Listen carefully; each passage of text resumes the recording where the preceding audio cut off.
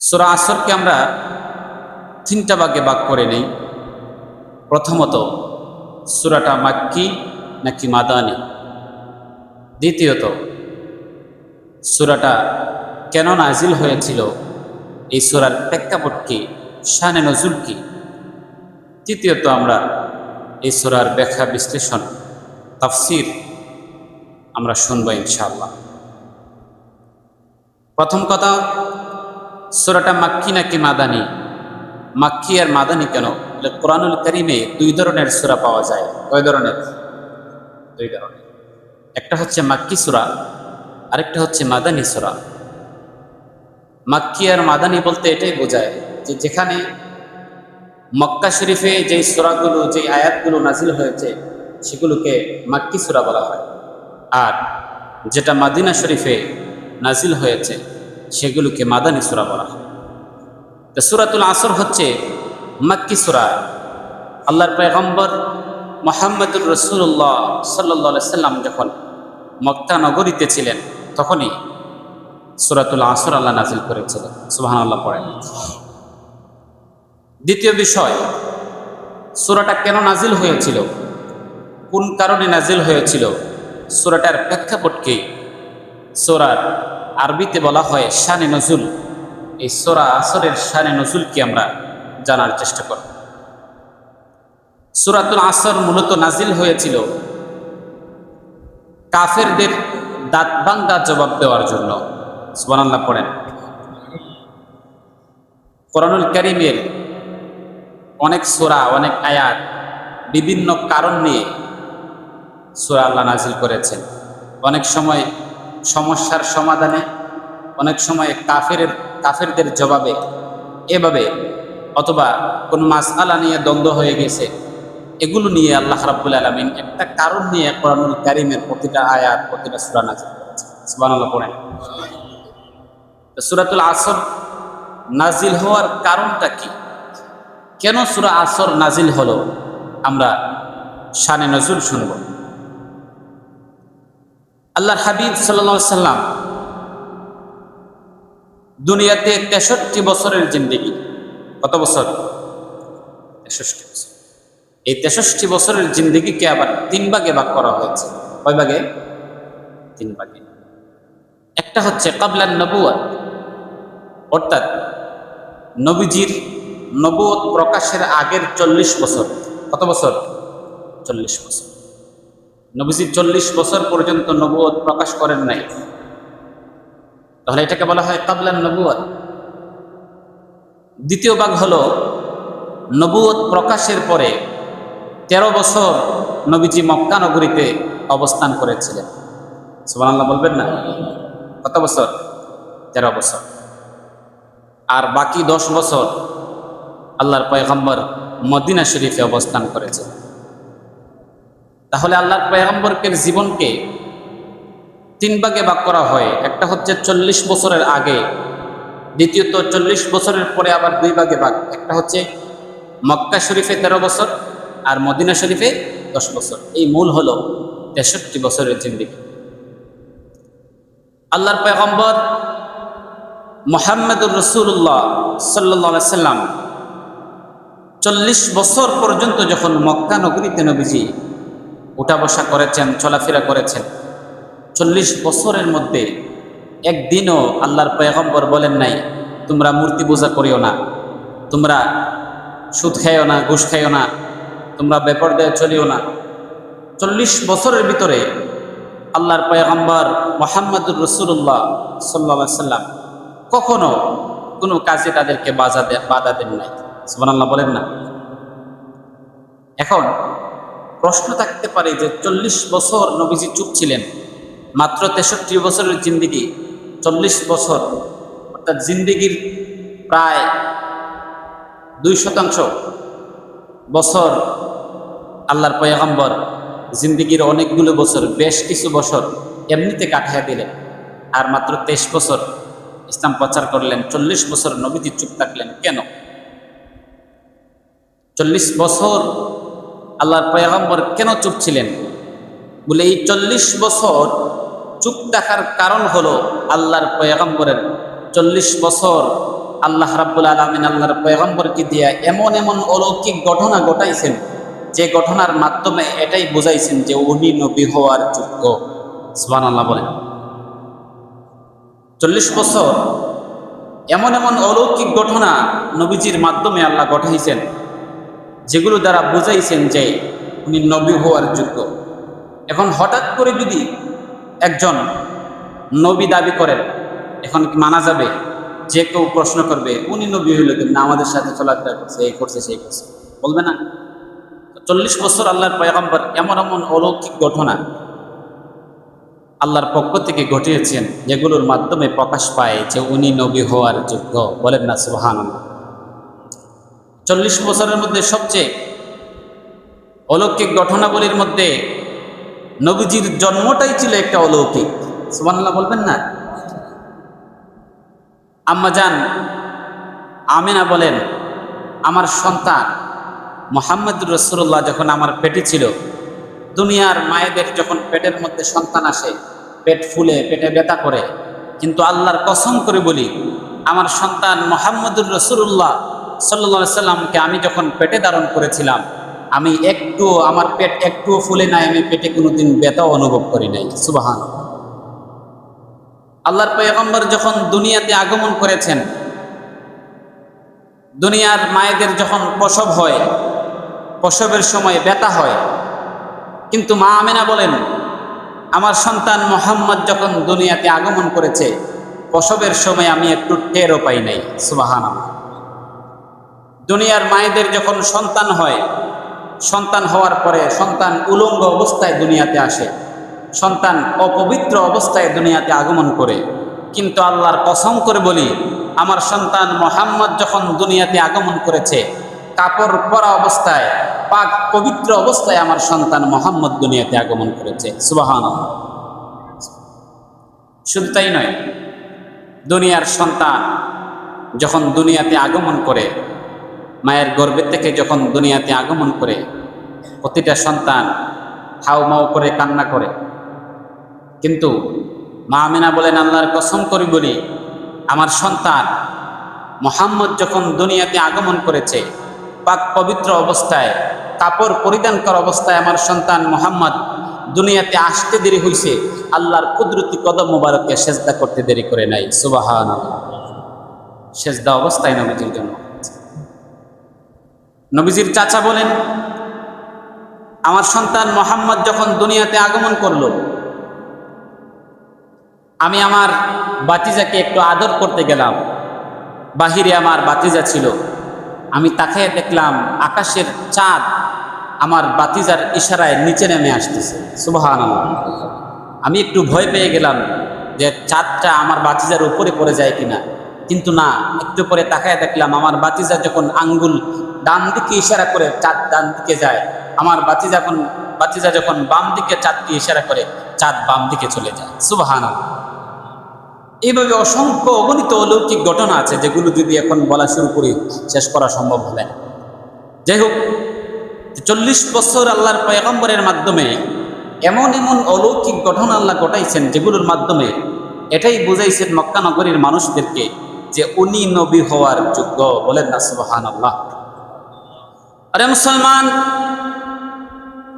আল্লাহর পয়গম্বর মুহাম্মাদুর রাসূলুল্লাহ সাল্লাল্লাহু আলাইহি ওয়াসাল্লাম যখন মক্কা নগরীতে নবীজি আগমন করেছেন, 40 বছর পর্যন্ত আমার আপনার পয়গম্বর মুহাম্মাদুর রাসূলুল্লাহ সাল্লাল্লাহু আলাইহি ওয়াসাল্লাম 40 বছর পর্যন্ত মক্কা নগরীতে নবীজি উঠা বসা করেছেন।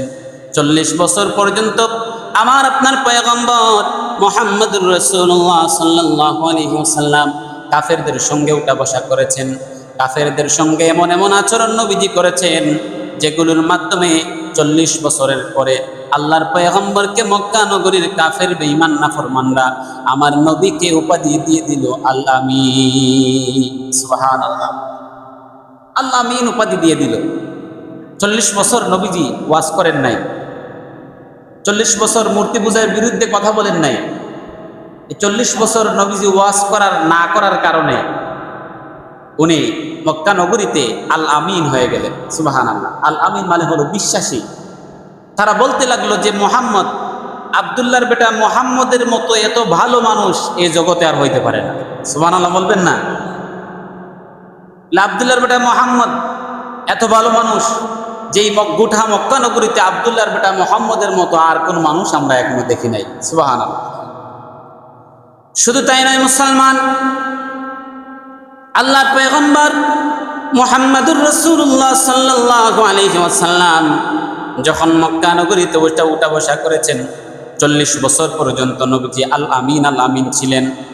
40 বছর পর্যন্ত মক্কা নগরীর কাফের বেঈমান নাফরমানরা সমস্ত মানুষরা নবীজিকে বলেছে আল আমিন। 40 বছর পরে আল্লাহর পয়গম্বর মুহাম্মাদুর রাসূলুল্লাহ সাল্লাল্লাহু আলাইহি ওয়াসাল্লাম যখন হেরা গুহার মধ্যে ধ্যানে মগ্ন ছিলেন, জিবরাইল আমিন পূর্ণ সুরত নিয়ে আল্লাহর পয়গম্বরের নিকটে আসলেন, আয়েশা কোরআন নাযিল করে দিলেন। আর আল্লাহর পক্ষ থেকে জানায়া দেওয়া হলো, হাবিব ওগো মুহাম্মাদুর রাসূলুল্লাহ সাল্লাল্লাহু আলাইহি ওয়াসাল্লাম, আল্লাহর পক্ষ থেকে আমি এসেছি নবীজি। আল্লাহ আপনাকে অর্ডার করেছেন, 40 বছর আল্লাহ আপনাকে বলেন নাই নামাজের দাওয়াত দেন, 40 বছর আপনাকে বলে নাই কালিমার দাওয়াত দেন, 40 বছর আপনাকে বলেন নাই আপনি রোজার দাওয়াত দেন, 40 বছর আপনাকে বলেন নাই মূর্তি পূজার বিরুদ্ধে কথা বলেন। ওগো নবীজি, এখন সময় হয়েছে, আপনি এখন থেকে দাওয়াত দেওয়া শুরু করে দেন। লা ইলাহা ইল্লাল্লাহু মুহাম্মাদুর রাসূলুল্লাহ সাল্লাল্লাহু আলাইহি ওয়াসাল্লাম। সুবহানাল্লাহ পড়েন। জিবরাইলের মাধ্যমে আল্লাহ রাব্বুল আলামিন জানায় দিলেন, হাবিব 40 বছর আপনাকে বলি নাই আপনি কালেমার দাওয়াত দেন, 40 বছর আমি আল্লাহর দাওয়াত দিতে আমি আপনাকে বলি নাই, মূর্তি পূজার বিরুদ্ধে কথা বলতে বলি নাই, কিন্তু এখন সময় হয়েছে, আপনি এখন থেকে দাওয়াত দেওয়া শুরু করে দেন। লা ইলাহা ইল্লাল্লাহ। সুবহানাল্লাহ পড়েন।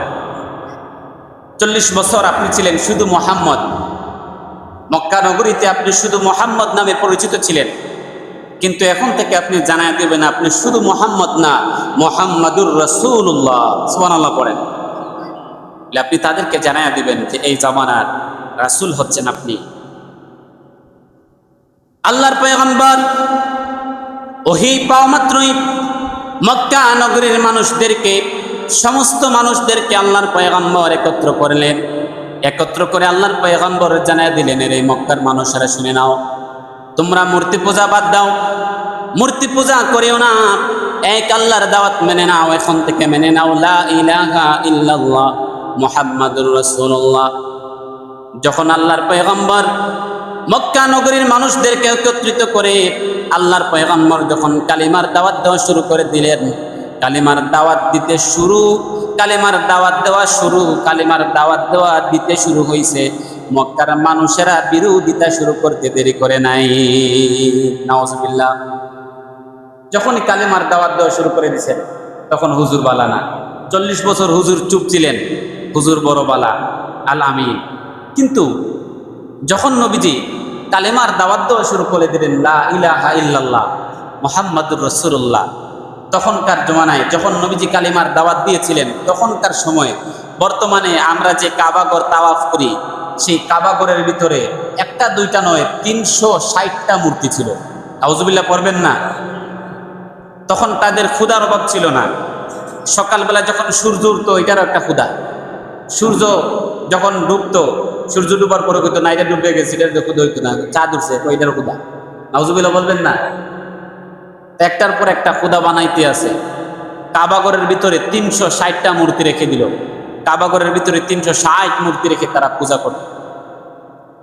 তখনকার সময় আল্লাহর পয়গম্বর যখন বললেন লা ইলাহা ইল্লাল্লাহ মুহাম্মাদুর রাসূলুল্লাহ, কালিমার দাওয়াত দেওয়া যখন নবী শুরু করে দিলেন, বলে যে আহা মুহাম্মদ তো আগে ভালো ছিল, এখন ভালো নাই, এখন খারাপ হয়ে গেছে। বলে কেমনে? বলে বাপ দাদার ধর্ম বাদ দিয়ে এখন আবার নতুন কোন ধর্ম নিয়ে আইছে। আমরা 360 জনেও কুলায় না, এক এক বিপদের লাগে এক একটা ক্ষুধা।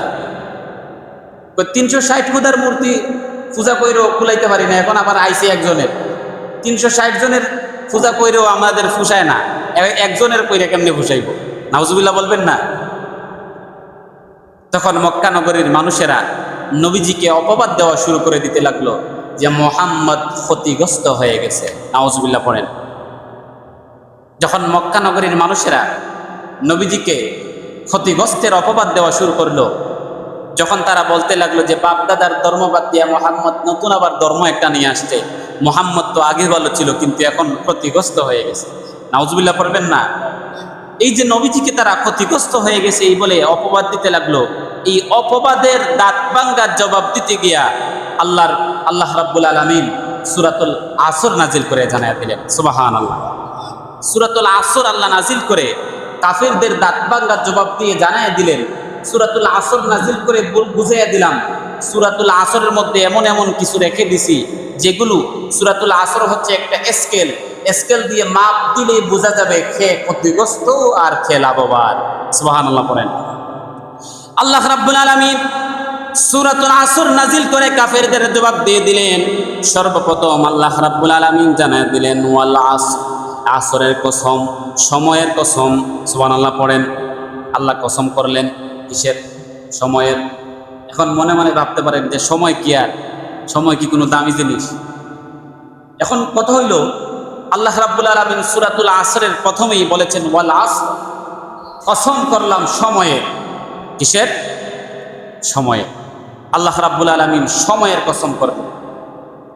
এখন সময়ের কসম আল্লাহ কেন করলেন? সময়ের কসম, কালের কসম, জীবনের কসম, এগুলো আল্লাহ করলেন। আসর শব্দের অনেকগুলো অর্থ আছে, এর মধ্যে একটা অর্থ হলো সময়ের কসম। আল্লাহ রাব্বুল আলামিন কসম কেন করলেন? আল্লাহর কোনো কথা বুঝাইতে তো কসমের দরকার নাই, আল্লাহর সব কথাই তো আমরা মানতে বাধ্য, ঠিক কিনা? কিন্তু আল্লাহ কসম করলেন কেন? বলে আমাদের খায়স্তাগত ত্রুটির কারণে। বলে কেমনে? বলে মানুষ এমন একটা জাতি, এমনি যদি কোনো কথা বলে তাহলে এটা বিশ্বাস করতে তার কষ্ট হয়, কিন্তু যদি বলে ভাই কসম, এইটা ওই যে না কসম করে লেছে, তাই এটা অবশ্যই ঠিক, ঠিক কিনা? আমরা কসম করিনি? কসম করি। কসম কেমন কসম? আমরা কসম করি কি এর? ভাই মাথা তার কইছে কসম, ভাই এই যে মসজিদের কসম, কোরআন শরীফের কসম, আমার বাচ্চা কাচ্চার কসম, আছে না নাই? আবার এমনও কসম আমি শুনছি বলে যে আমার মরা বাপের কসম। নাউজুবিল্লাহ কইতেন না? কসম একমাত্র হবে একজনের নামে, তিনি কে? আল্লাহর ছাড়া যদি কেউ অন্য কিছুর নামে কসম করে তাহলে এখানে শিরিক হয়ে যায়, শিরিক হয়। আল্লাহ ছাড়া কারো নামে কসম করা যাবে, কিন্তু আল্লাহ এখানে কসম করে আমাদেরকে বুঝাইয়া দিলেন যে কসম। আমি জানি যে মানব এমন একটা জাতি যে কসম করলে তারা এই কথার গুরুত্ব বেশি দিবে, এজন্য আল্লাহ রাব্বুল আলামিন কসম করলেন ওয়াল আসর, সময়ের কসম। এখন সময়টা বড় দামি, এটা আল্লাহ কসম করে বুঝাইয়া দিলেন। কারণ দুনিয়ার মানুষ যখন কসম করে তখন দামি জিনিসের কসম করে, ঠিক কিনা? জীবনে কেউ কি কসম করে বলে ভাই আমার জুতার কসম? কেউ কয় জীবনে জুতার কসম কইব? কয় না। বলে কেন? বলে জুতা কম দামি, এটা দামি না, এই জন্য জুতার কসম জীবনও করতো না। দামি জিনিসের কসম করে, যেটা তার কাছে বেশি প্রাধান্য পায়, এটারই কসম করে। এজন্য আল্লাহ রাব্বুল আলামিন সময়ের কসম করে আমাদেরকে বুঝিয়ে দিলেন বান্দা সময়টা বড় দামি। কেমন দামি? বলে এই মুহূর্তে আপনারে আমারে যেই সময়টা আল্লাহ দিয়েছেন, এই সময় যদি আমাদের না থাকে, এখন যদি আমার সময় শেষ হয়ে যায়, আমি এখন ইন্তেকাল করব, ঠিক কিনা? তাহলে সময়টা আমার জন্য দামি না অদামি? খুব দামি। সময়টা কেমন দামি? আল্লাহ রাব্বুল আলামিন এই দুনিয়ার জমিনে আপনারে আমারে যতদিন হায়াত দিয়েছেন, হায়াত হলো আমাদের একটা সময়। আমার সময় যদি শেষ হয়ে যায়, সময় শেষ হওয়ার সঙ্গে সঙ্গে আপনার আমার ইন্তেকাল ঘটবে। আর ইন্তেকাল ঘটার সঙ্গে সঙ্গে আল্লাহর হাবিব বলেছেন মাম্মাতা ফাকাদ কামাত কিয়ামাতুহু, যার যখনই ইন্তেকাল হয়ে যায় তার কিয়ামতটা তখন থেকে শুরু হয়ে যায়। যার যখন ইন্তেকাল হয়ে যায় তার কিয়ামত তখন থেকে শুরু হয়ে যায়। আমরা অনেকে মনে করি কিয়ামত তো বহুত দূরে আছে। না, এখন যদি আপনার ইন্তেকাল হয় এখনই আপনার কিয়ামত শুরু হয়ে যাবে। আল্লাহু আকবার বলেন। এজন্য আল্লাহ রাব্বুল আলামিন সময়ের কসম করে বুঝাই দিলেন বান্দারে সময়টা বড় দামি, সময়টা বড় দামি। বান্দা তোমারে যে সময় দিলাম, যে পুঁজি দিলাম, সময়টা হলো তোমার পুঁজি। দুনিয়া হচ্ছে ব্যবসার জায়গা, কিসের ব্যবসার জায়গা? বলে আখিরাতের ব্যবসার জায়গা। আখিরাতের বাজার করে নেওয়ার জন্য দুনিয়ার মধ্যে আমি পাঠাইছি, শুধুমাত্র দুনিয়ার মধ্যে খায়া আইকা পড়ে যাওয়ার জন্য দুনিয়াতে পাঠাই নাই, একমাত্র কেবলমাত্র আখিরাতের সম্বল নেওয়ার জন্য তোমার দুনিয়াতে পাঠাইছি। সুবহানাল্লাহ। দুনিয়াতে মানুষ ব্যবসায় ঠকে যাওয়ার পরে আবার ব্যবসার সুযোগ আছে, কিন্তু জীবন পুঁজির ব্যবসা যে আল্লাহ দিয়েছেন, এই ব্যবসায় যদি একবার ঠকে যায়, একবার ঠকে যাওয়া মানে তার জীবনটা ধ্বংস হয়ে যাওয়া, ঠিক কিনা? আল্লাহ যে সময় দিছেন, আমাদেরকে যে সময় দিছেন, এই সময় আমাদের যদি ইন্তেকাল হয়ে যায়, আমাদের কি আর ব্যবসার সুযোগ আছে? আখিরাতের জন্য ব্যবসা করার সুযোগ আছে? আর নাই। কিন্তু দুনিয়াতে যদি আমি 10,000 টাকা দিয়ে একটা ব্যবসা করি, ব্যবসায় যদি লস খাই, লস খাওয়ার পরে আবার আরেকজনের কাছ থেকে 10,000 আইন নাই ব্যবসায় ঢুকাইয়া আবার ব্যবসা শুরু করার পদ্ধতি আছে, আছে না নাই? কিন্তু আপনার আমার যদি এখন সময় শেষ হয়ে যায়, আপনি আমি যদি এখন ইন্তেকাল করি, এই মুহূর্তে ইন্তেকাল করা মানেই আপনার আমার জীবন পুঁজির ব্যবসা শেষ, তার মানে আর কোনো কাম। এজন্য আল্লাহ রাব্বুল আলামিন সময়ের কসম করে বুঝিয়ে দিলেন, বান্দারে সময়টা বড় দামি। ওয়াল আসর, সময়ের কসম, ইন্নাল ইনসানা লাফি খুসর। সুবহানাল্লাহ পড়েন। আল্লাহ বলেন সময়ের কসম, ইন্নাল ইনসানা লাফি খুসর, নিশ্চয়ই মানুষ ক্ষতিগ্রস্ত। নাউজুবিল্লাহ পড়েন। এখন আল্লাহ কসম করে বলছেন মানুষ ক্ষতিগ্রস্ত। মানুষ কি ক্ষতিগ্রস্ত? এই যে কাফেররা নবীজিকে বলেছিল যে মুহাম্মদ আগে ভালো ছিল, এখন ক্ষতিগ্রস্ত হয়ে গেছে, এটার জবাবে আল্লাহ বললেন ইন্নাল ইনসানা লাফি খুসর, নিশ্চয়ই মানুষ ক্ষতিগ্রস্ত। এখন আল্লাহ কসম করে যদি বলে যে মানুষ ক্ষতিগ্রস্ত, তাহলে কি আমাদের বাঁচার কোনো সুযোগ আছে? বাঁচার সুযোগ আছে? আল্লাহ নিজে বলতেছেন যে মানুষ ক্ষতিগ্রস্ত। দেখেন নাসর ছোট্ট সূরা, কিন্তু এটার মধ্যে কি আছে? আল্লাহ বলেছেন মানুষ ক্ষতিগ্রস্ত। আমি কসম করলাম সময়ের, কসম করে বলি ওয়াল আসর ইন্নাল ইনসানা লাফি খুসর, মানুষ ক্ষতিগ্রস্ত। নিশ্চয়ই, ইন্না মানে নিশ্চয়ই, ইন্নাল ইনসানা লাফি খুসর, মানুষ ক্ষতিগ্রস্ত। এখন আল্লাহ যদি বলে মানুষ ক্ষতিগ্রস্ত, আমাদের বাঁচার সুযোগ আছে। কিন্তু আল্লাহ সূরা আসরে পদ্ধতি দিয়ে দিলেন যে 4 কাজ যারা করবে তারা ব্যতীত সমস্ত মানুষ ক্ষতিগ্রস্ত। সুবহানাল্লাহ পড়েন। আল্লাহ সূরাতুল আসরে একটা স্কেল দিয়ে দিলেন, একটা মাপ দিয়ে দিলেন, বলে এই 4 কাজ যদি করতে পারো তাহলে কখনো ক্ষতিগ্রস্ত হবে না। সুবহানাল্লাহ পড়েন। আল্লাহ রাব্বুল আলামিন বলেন ইন্নাল ইনসানা লাফি খুসর, নিশ্চয়ই মানুষ ক্ষতিগ্রস্ত, তবে 4 কাজ যারা করবে তারা কখনো ক্ষতিগ্রস্ত হবে না, ক্ষতিগ্রস্ত হবে না। আল্লাহ কি 4 কাজ?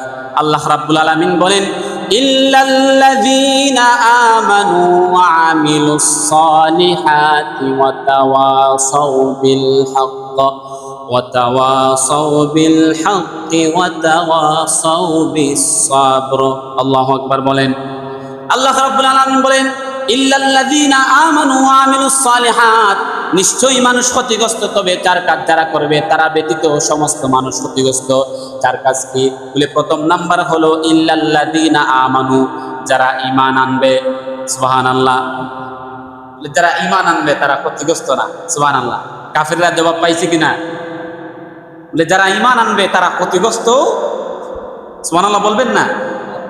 এখন আমরা ঈমানদার না বেঈমান? আমরা ঈমানদার না বেঈমান? চুপ করে আছেন কেন? জুড়ে কোন, আমরা ঈমানদার না বেঈমান? আল্লাহ আমাদেরকে ঈমানের দৌলতে সম্পদশালী করেছেন। সকলে পড়ি আলহামদুলিল্লাহ। তাহলে বোঝা যায় আমরা প্রথম নাম্বার কারণের মধ্যে আমরা এর ভিতরে আছি। আমরা ঈমানদার, আমাদের ঈমান আছে, আছে কিনা? আমরা ঈমানদার, তাইলে আমরা ক্ষতিগ্রস্ত? আলহামদুলিল্লাহ। রাব্বুল আলামিন জানায় দিলেন ইল্লাল্লাযীনা আমানু, যারা ঈমান আনবে তারা ক্ষতিগ্রস্ত হবে না। ওয়া আমিলুস সালিহাত, 2 নাম্বার হলো নেক আমল করা। সুবহানাল্লাহ। 1 নাম্বার হলো ঈমান আনা, 2 নাম্বার কি? নেক আমল করা। নেক আমল কেন করেন? এখন অনেকে মনে মনে ভাবতে পারেন যে নেক আমল মনে হয় জান্নাতে যাওয়ার লেগে। না, নেক আমলের দ্বারা কেউ জান্নাতে যাবে না। নেক আমলের দ্বারা কেউ জান্নাতে যাবে না। জান্নাতে মানুষ যাবে আল্লাহর দয়ায়। সুবহানাল্লাহ বলবেন না? যদি জন্মের পর থেকে নিয়ে একবারে মৃত্যু পর্যন্ত খালি নেক আমলই করেন, যদি আল্লাহ দয়া না করেন তাহলে কখনো জান্নাতে যেতে পারতেন না। আল্লাহ মানুষকে জান্নাত দেবেন নেক আমলের দ্বারা নাকি আল্লাহর দয়ায়? কথা মাথায় রাখবেন। কিন্তু নেক আমল মানুষ কেন করে? নেক আমল আমরা কেন করব? বলে নেক আমল করার কারণ হচ্ছে জাহান্নাম থেকে বাঁচার জন্য। সুবহানাল্লাহ বলবেন না? মানুষ নেক আমল করে কিসের জন্য? জাহান্নাম থেকে বাঁচার জন্য। আর ঈমান আনে জান্নাতে যাওয়ার জন্য। সুবহানাল্লাহ বলেন। কারণ নবীজি বলেছেন, যে ব্যক্তি ঈমান আনবে, ঈমানের কারণে সে জান্নাতি হবে। দুনিয়ায় থাকা অবস্থায় যদি আল্লাহর নাফরমানি করে, সারা জিন্দেগি যদি আল্লাহর নাফরমানিতে কাটিয়ে দেয়, ঈমান যদি মজবুত থাকে, ঈমান যদি থাকে, তাহলে একদিন না একদিন সে জান্নাতে যাবেই। সুবহানাল্লাহ বলেন। কিন্তু জান্নাতে যাওয়ার আগে জাহান্নামের মধ্যে ফুরতে হইব। জাহান্নামে আল্লাহ জ্বালাইব বলে এখন প্রশ্ন থাকতে পারে, হুজুর ঈমান তো আছে, আল্লাহ আবার জ্বালাইতো কেরে? বলে আল্লাহ জ্বালানোর কারণ হইল, দুনিয়াতে স্বর্ণরে খাঁটি করে কেমনে? স্বর্ণ খাঁটি করে কেমনে? এটারে ফুরাইতে ফুরাইতে জ্বালাইতে জ্বালাইতে তারপরে স্বর্ণ খাঁটি করে, না হয় স্বর্ণ খাঁটি হয় না, ঠিক না? স্বর্ণকারের দোকানে গিয়ে জিগাইয়েন, বলে ভাই স্বর্ণ যে খাঁটি করো এটা কেমনে করো? তা দেখবেন কইব যেটারে জ্বালাইতে ফুরাইতে ফুরাইতে তারপরে স্বর্ণ খাঁটি হয়। আল্লাহ জান্নাতে দেওয়ার আগে আপনারে ফুরাইতে ফুরাইতে খাঁটি করব, পরিষ্কার করব, পরিষ্কার করার পরে ঈমানের কারণে আপনারে জান্নাত দিব। সুবহানাল্লাহ বলেন। রব্বুল আলামিন জানায় দিলেন, চার কাজ যারা করবে তারা কখনো ক্ষতিগ্রস্ত হবে না। ইল্লাল্লাযীনা আমানু, প্রথম নাম্বার হলো ঈমান আনা, দুই নাম্বার হলো আমিলুস সালিহাত, নেক আমল করা। যে ব্যক্তি ঈমান আনবে ক্ষতিগ্রস্ত হবে না, নেক আমল যারা করবে তারা কখনো ক্ষতিগ্রস্ত হবে না। তিন নাম্বার কারণ হলো ওয়াতাওয়াসাউ বিল হাক্কি ওয়াতাওয়াসাউ বিস সাবর। সুবহানাল্লাহ পড়েন। তিন নাম্বার কারণ আল্লাহ রাব্বুল আলামিন বলেন ওয়াতাওয়াসাউ বিল হক, হক যারা ওয়াজ করবে তারা কখনো ক্ষতিগ্রস্ত হবে না। সুবহানাল্লাহ। হকের ওয়াজ আমরা দেশে আসেনি, বিচারও গেলে দেখা যায় 500 খাইয়া আমরা উল্টা মারি, আছে না নাই? বিচারে যাওয়ার পরে যদি 500 হিবেটা পকেটে দিয়া দে, তাহলে আর কি, তাহলে আর কাম সারছে। হক কথা, হক কথা আর মুখে দেয় জীবনও বাইরিত না। কিন্তু দেখবেন ডায়লগ দিব, ডায়লগটা কি বললে, আমি এমন এক মানুষ সারা জীবন মনে করেন আমার নাম বল্টু মিয়া, বল্টু মিয়া সারা জীবন হক মারতেই মরবা, অথচ মুখে দেয় জীবনে একদিন হক কথা বার হয় না। আল্লাহ রাব্বুল আলামিন বুঝাইয়া দিলেন যে ক্ষতিগ্রস্তর মধ্যে যদি পড়তে না চাও তাহলে কি করা লাগবে? তিন নাম্বার আমল বলে ওয়া আমিলুস সালিহাতি ওয়া তাওয়াসাউ বিল হক, হকের ওয়াজ করা। হকের, হক বড় তিতা, হক বড় তিতা। আসমানের উপরের ওয়াজ করলে হুজুর বড় বালা, জমিনের নিচের ওয়াজ করলে হুজুর বড় বালা। যদি হুজুর জমিনের উপরের একটু ওয়াজ করে দেয় যে মানুষ তো এরকম এরকম সুদ খায় ঘুষ খায়, হুজুর তো বালা নাই, সুদের পক্ষে ওয়াজ করে লেছে, সুদের বিরুদ্ধে ওয়াজ করে লেছে, হুজুরিটা বালা না। হুজুর তো মুনাফিকের বিরুদ্ধে ওয়াজ করে লেছে, হুজুরিটা বালা না। লিখে রে হুজুর আমার দিকে 3 বার চাইছে ওয়াজ করার সময়, তাহলে তো হুজুরে আমারে কইছে এই কথাগুলো। যে সুরের মনে পুলিশ পুলিশ নাউজুবিল্লাহ কইতেন না? আসেনি না? আসেনি এরকম মানুষ? অভাব নাই। তাহলে হকের ওয়াজ করা এটা কার পক্ষ থেকে ঘোষণা? আল্লাহর পক্ষ থেকে ঘোষণা। বলে ক্ষতিগ্রস্ত যদি হতে না চাও তাহলে হকের ওয়াজ তোমারে করতেই। হক বড় তিতা, হক আপনারে বলতে হবে, হকের পক্ষে সারা জীবন থাকবেন, তাহলে বোঝা যাবে যে ক্ষতিগ্রস্ত হবেন। আল্লাহ তাআলা আমাদের হকের পক্ষে থাকার তৌফিক দান করুন, সবাই পড়েন আমিন। 4 নাম্বার আল্লাহ রাব্বুল আলামিন বলেন ওয়াতাওয়াসাউ বিস সাবর, সবর করা, ধৈর্য ধরা। যারা ধৈর্য ধারণ করবে তারা কখনো ক্ষতিগ্রস্ত হবে। তাহলে আমরা একটা একটা করে আবার আমলগুলি শুনে নেই। প্রথম নাম্বার, যারা ক্ষতিগ্রস্ত হবে না তাদের মধ্যে প্রথম নাম্বার কারণ কি? ইল্লাল্লাযীনা আমানু, ঈমান আনা। ঈমান আনলে মানুষ ক্ষতিগ্রস্ত হবে। ওয়া আমিলুস সালিহাত, নেক আমল করা, নেক আমল করলে মানুষ ক্ষতিগ্রস্ত হবে না। ওয়া তাওয়াসাউ বিল হক, হকের ওয়াজ করলে মানুষ কখনো ক্ষতিগ্রস্ত হবে না। ওয়া তাওয়াসাউ বিস সাবর, ধৈর্য ধারণ করলে মানুষ কখনো ক্ষতিগ্রস্ত হবে না। ধৈর্য ধারণ করা কত বড় যে আমল! আল্লাহ রাব্বুল আলামিন বলেন, যারা নামাজ পড়ে আমি কখনো বলি নাই যে আমি নামাজের সঙ্গে আছি। যারা হজ করে আমি কখনো বলি নাই যে আমি হজকারীর সঙ্গে আছি। যারা যাকাত দেয় আমি কখনো বলি নাই যে আমি যাকাত দেওয়ার সঙ্গে আছি। যারা সবসময় তাসবিহ তাহলিল করে যারা সবসময় আল্লাহ আল্লাহ জিকির করে। আমি বলি নেই যে আমি জিকিরকারীর সঙ্গে আছি, কিন্তু আল্লাহ একজন মানুষের সঙ্গে সবসময় থাকেন। আল্লাহ বলেন ইন্নাল্লাহা মা'আস সাবিরিন, নিশ্চয়ই আমি যারা ধৈর্য ধারণ করে তাদের সঙ্গে সব সময় থাকি। সুবহানাল্লাহ। ধৈর্য দ্বারা ধারণ করে তাদের সঙ্গে আমার আল্লাহ সবসময় থাকেন কিনা? ধৈর্যকারীর সঙ্গে আল্লাহ সবসময় থাকেন। এই জন্য আমাদেরকে ধৈর্য ধারণ করতে হবে। আল্লাহ তাআলা আমাদেরকে আমল করার তৌফিক দান করুন, সবাই করেন আমিন।